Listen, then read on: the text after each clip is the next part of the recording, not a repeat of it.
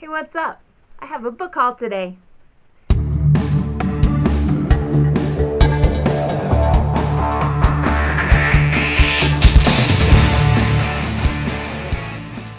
It's been a little bit since I've done a book haul, and today I was in Salt Lake City at a training for teachers and librarians about new books in young adult literature, and I learned about all different kinds of 2019 titles. And then, of course, before we came back home to Wyoming, we stopped at a Barnes & Noble.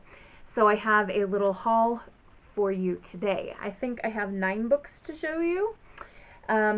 Most of them were ones that were spotlighted or shown at the training, and there are a couple that I just saw and wanted. So we'll just take a quick gander, shall we?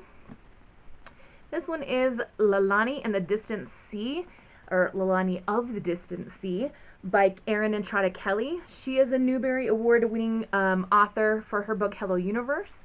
And this one gave me kind of Moana vibes because it's about a girl who lives near the sea, and she has to kind of take charge of her own destiny, similar to what Moana does.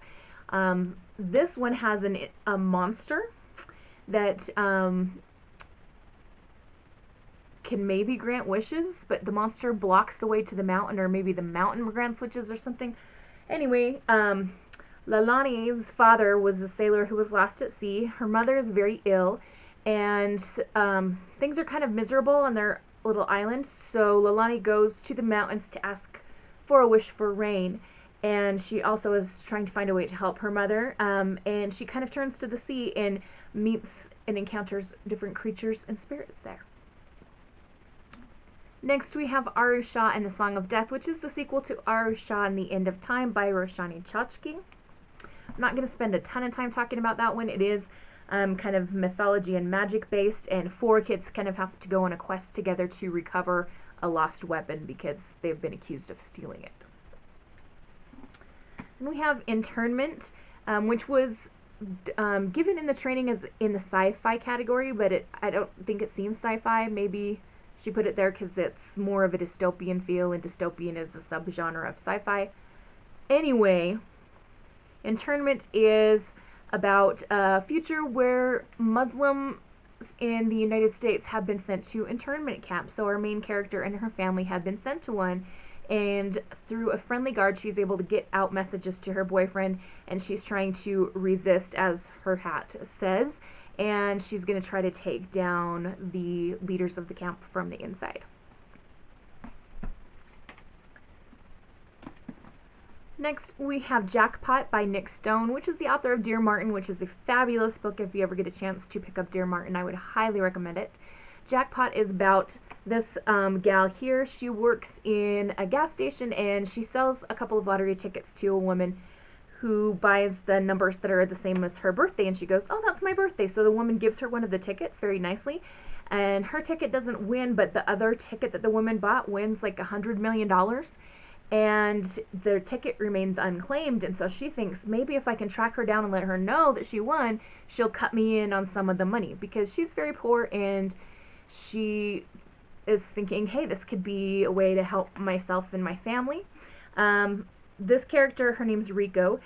She's described as being a fabulous big sister, which is awesome because we always like some good family relationships in books.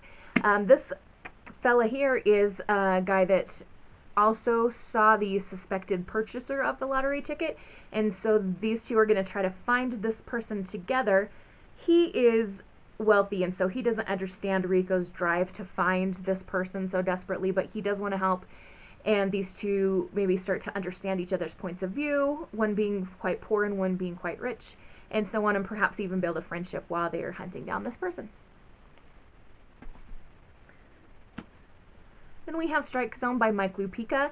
If you've ever read Heat by Mike Lupica, there is the main character there is named Michael Arroyo, who is a baseball player and moves on to be quite successful in baseball. In this book, we have a young man, Nick, who is coached by Michael's former coach. So they had the same Little League coach, and the coach says, you know what, you're better than Michael.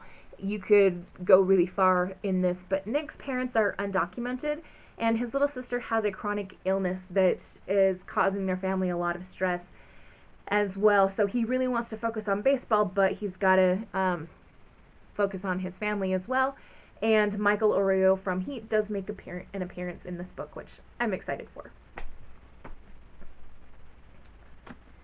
Then we have American Royals by Catherine McGee. And this book posits that when George Washington was offered the throne after the Americans won the Revolution, that he had actually accepted. In real life, George Washington said, "No, I don't want to be a king. We've already had one of those." But in this book, he accepted, and now for 2.5 centuries, the Washington family has sat on the throne.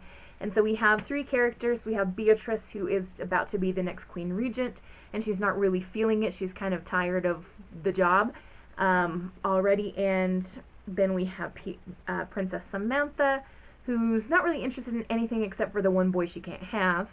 And then we have Samantha's twin brother Jefferson, who he's kind of upset that he's third in line, because back in the day when George Washington was king, it was a male line, and if it was still a male line that followed, he would be first in line for the throne.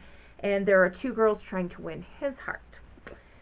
So that just sounded like a fun, interesting little twist on royalty in America. This one is The Story That Cannot Be Told, and the presenter, and I agree with what she said, was kind of disappointed in the book cover because the girl in this cover looks to be very young, like maybe 9 or 10, I don't know, maybe 11, but she's actually a little bit older than that, and her name is Ileana, and she's always collected stories, like historical stories from her country's past. She lives in Romania, or folklore from her country, but she also knows that some stories are dangerous, like the one that her uncle just published that's protesting against the government, and this story that he published came out just before he went missing.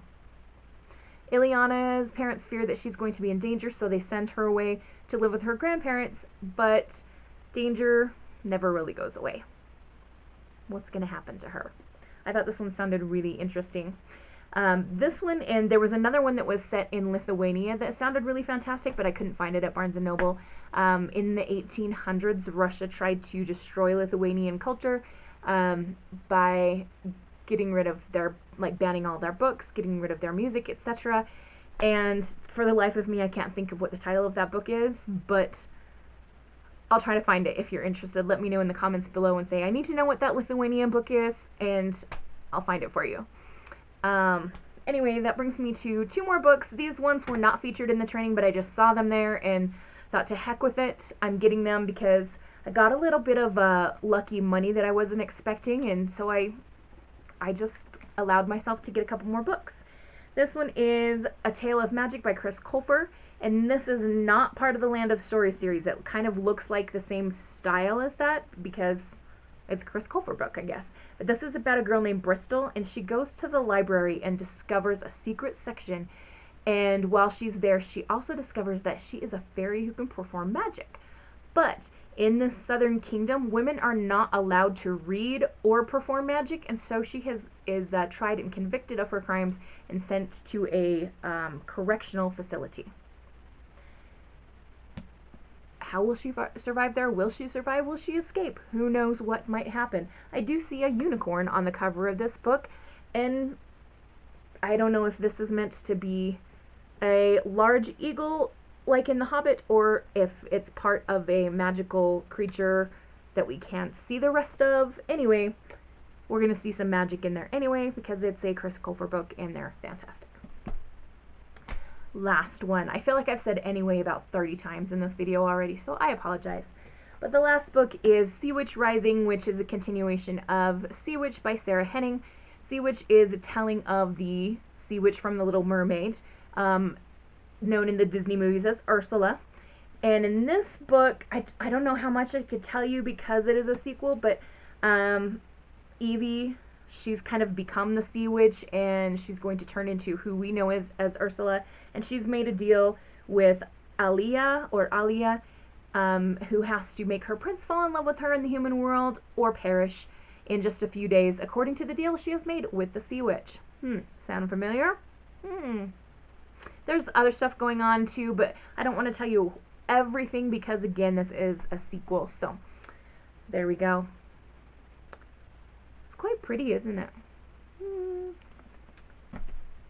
Alright, it's late.